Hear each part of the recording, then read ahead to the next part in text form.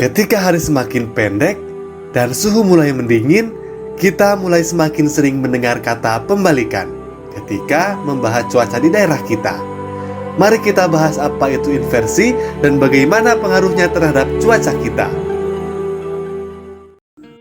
Sebelum itu, perkenalkan kami dari kelompok 4, Muhammad Afif Aminuddin, Putri Andari Septiani, dan Idam Ilyas Budi Mahendra. Biasanya, suhu lebih hangat di permukaan dan menjadi dingin saat ketinggian meningkat.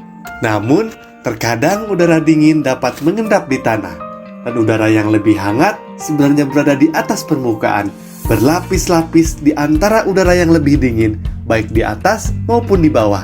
Ketika situasi ini terjadi, maka itu disebut dengan inversi. Mari kita kenali penyebabnya. Atmosfer sebagian besar dipanaskan dari bumi. Sinar matahari dalam bentuk energi dengan panjang gelombang pendek bergerak melalui atmosfer, lalu diserap oleh permukaan bumi. Energi tersebut kemudian dipancarkan kembali ke atmosfer, tetapi dalam panjang gelombang energi yang lebih panjang. Atmosfer dipanaskan dari gelombang yang panjang ini. Semakin jauh dari panas, yaitu permukaan bumi, maka semakin dingin. Pada malam hari yang tenang dan cerah, permukaan bumi dapat mendingin dengan sangat cepat karena kehilangan panas atau radiasi yang mendinginkan udara tepat di atasnya. Pada ketinggian yang lebih tinggi, udara tidak mendingin dengan cepat, sehingga udara ini menjadi lebih hangat daripada udara di bawahnya. Inversi terjadi ketika peristiwa ini terjadi, maka disebut dengan inversi radiasi. Lapisan inversi biasanya terjadi pada malam hari dan dini hari, ketika udara di dekat permukaan mendingin, yaitu pendinginan radiatif, sementara udara di atasnya tetap hangat.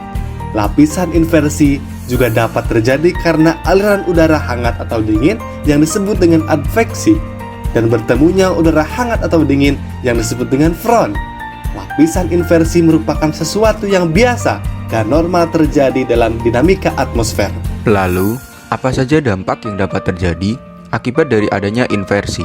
Lapisan inversi menahan pengangkatan udara ke atas, sehingga dapat mengakibatkan terkumpulnya energi di dekat permukaan dan dilepaskan dalam bentuk thunderstorm yang kuat. Lapisan inversi juga dapat menyebabkan cuaca yang berkabut dan menahan polutan berada di dekat permukaan. Lapisan inversi juga dapat menyebabkan suara dipantulkan atau dibelokkan sampai ke tempat yang lebih jauh. Di mana sih tempat terjadinya inversi itu? Inversi terjadi di lapisan atmosfer, tepatnya pada lapisan stratosfer. Pada lapisan stratosfer ini, suhu udara bertambah tinggi seiring dengan kenaikannya ketinggian. Biasanya, pesawat terbang pada lapisan stratosfer dengan tujuan untuk menghindari gangguan cuaca. Apakah inversi punya manfaat? Inversi suhu akan menjadikan keadaan atmosfer stabil, serta inversi suhu akan menjadikan cuaca yang berkabut. Cuaca yang berkabut ini akan berdampak baik bagi ketenangan pikiran. Bagaimana kaitan inversi suhu dengan penyebaran polutan di udara?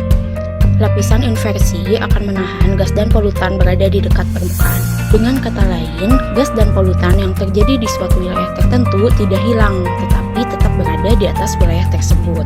Sehingga karena hal tersebut, dapat dikatakan bahwa fenomena inversi suhu sangat berkaitan dengan peningkatan atau penyebaran gas polutan di udara yang akan menimbulkan dampak fatal bagi kesehatan manusia.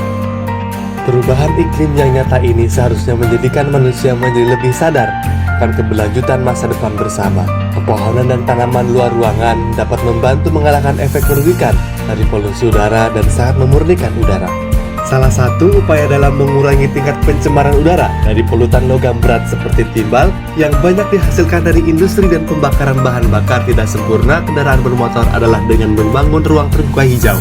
Menurut Hindratmo tahun 2019, jenis pohon mahoni dan bintaro cocok untuk ditanam di ruang terbuka hijau dan lokasi sekitar pabrik atau kawasan perusahaan smelter.